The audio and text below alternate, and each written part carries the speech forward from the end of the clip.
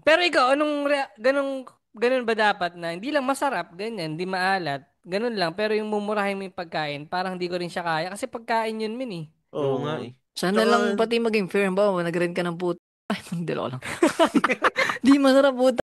y- Lasang kahapon. Puta, may reglo to. Ilagay natin yung senaryo sa ganun. Paano yung gagawin nyo kayo? Ako sasabihin ko na ano, hindi... saka ang dami niyang in-order na lahat parang tikim-tikim lang. So, kaya nga. siguro, pwede kong sabihin dun sa mismong nandun na sa lugar, halimbawa manager, pwede nyo bang tikman din yung tinikman ko? Baka kasi iba lang yung panlasa ko eh. Kasi parang sa Mm. akin, ang dami nilang in-order eh. Tsaka ito nakakapekto rin Sobra. kasi yung sunod-sunod. Di ba, ito, example ko, ano, wow, nagtimpla ka ng Milo. Tapos, Tapos nagtimpla ka ng ay, juice. Bumili ka hindi, ng hindi, sagot hindi, tapos yung gulaman. tinapay mong pinang ano, Quake, halimbawa yung Quake, baka naman, okay, Paji Bar ba naman?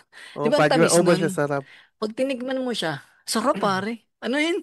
Ano yung tagline ng Paji Over sa sarap. Over sa sarap pare. Di ba ang Hmm. tamis nun?